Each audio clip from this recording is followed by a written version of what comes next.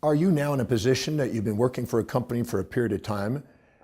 You feel that you've learned more things and contributed more to the company, and you'd really love to have more income? If you approach that raise question without being prepared, you're more likely to have a setback and not get the outcome you want. Let me give you some tips on what you can do to increase the probability of getting the raise that you request.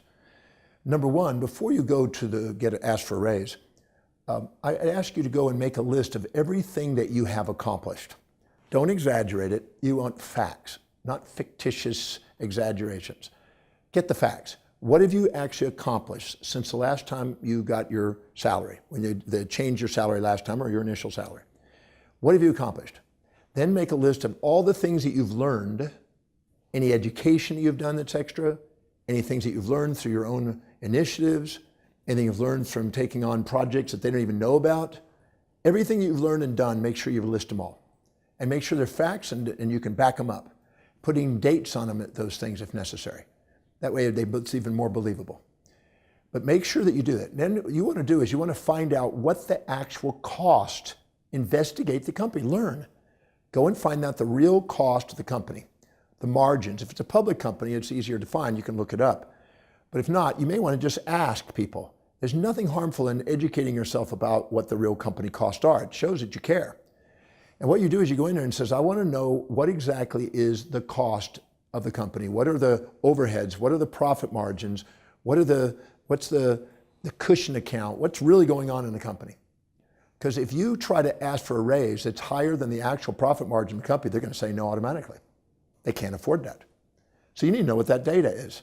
So you're realistic about it. Because remember, you don't deserve more if you don't contribute more. And if you aren't really factually contributing more, why are you asking for a raise? You don't get a raise just because you've worked there for a period of time. You get there because you produce more. A company can't give you more if it doesn't have more margin to give. So you need to know that realistically what that is. Don't be shy about asking. Educate yourself. It'll help you if you ever start your own company by knowing that. The second thing is you want to make sure that you think out who it is that you're actually going to be asking to raise from and know what they value. When you talk in terms of people's values, you're more likely to get a response that's favorable. If you go and say things that go against their values, they shut down and they get autocratic and get demanding and they get expecting. So you need to know who you're actually communicating with.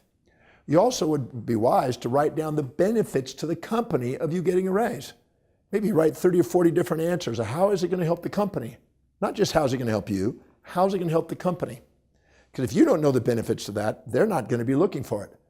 And then what's the drawbacks to the company if you didn't get a raise and you stayed at the same salary? You need to have that in your mind so you have ammunition, you might say, in case they ask you questions. You can have something to present. You also, in the process of doing that, you want to make sure that you are looking about what you have actually contributed. If you can actually show what you're actually producing for the company and what the margins are, if you have those facts, you have more leverage and you're more of not an underdog, you're an overdog when you're making the positions. If you can produce and show that you're producing more than anybody else and you've been doing it more efficiently than anybody else, you have something to stand on. You got good grounds for a raise. But if you can't, and you're just hoping for a raise because you've been there for a while, that could be entitlement, not empowerment. The next thing you want to do is make sure that you dress the part when you go in there and make sure you look like the part you want to take on. You want to make sure that you also, when you're communicating with them, that you rehearse it in your head. You see it in your mind's eye, how you want it to go. And think of what are the objections they could throw at you and how do you respond to them intelligently with the data that you've accumulated and the facts. And make sure that when you do the presentation, hopefully you do it at a time when there's extra cash flow. If you don't know what the actual cash flow needs are, you may be asking right when they're having no cash at all and they're in a financial crisis and you're asking for it and you're going to get slammed and you're going to think that they're against you. They just don't have the cash flow. That's why you need to know that in advance. Don't ask for something without making sure that you contribute what it's worth. Because if you try to get something for nothing, all you do is end up backfiring. You want not entitlement, you want empowerment, you want equity. Equity between them and you. You both want to win.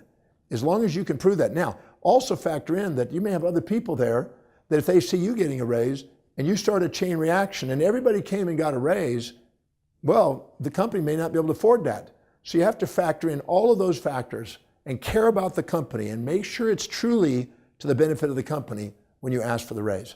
Not just think about yourself, because if you get done, the second you get narcissistic and puff yourself up and think you're over entitled and everything else, you're going to get humbled.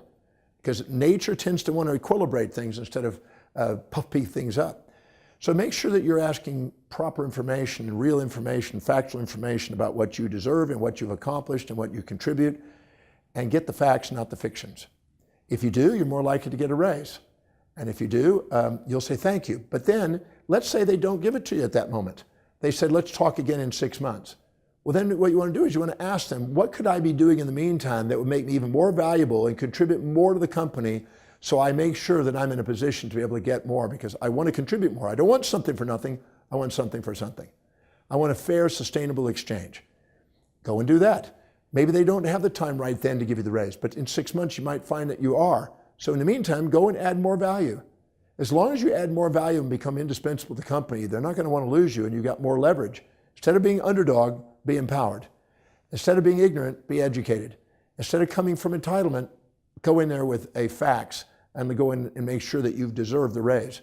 If you do, then the raise is on its way. Because if you really contribute to the company, they don't want to lose you.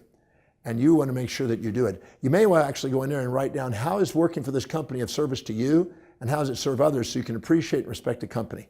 When they can sense that you're really there, inspired by what you're doing, and inspired about serving people, you're more likely to want to have you stay on the team, and they don't want to lose you. So make yourself so valuable that nobody would want to have you go away.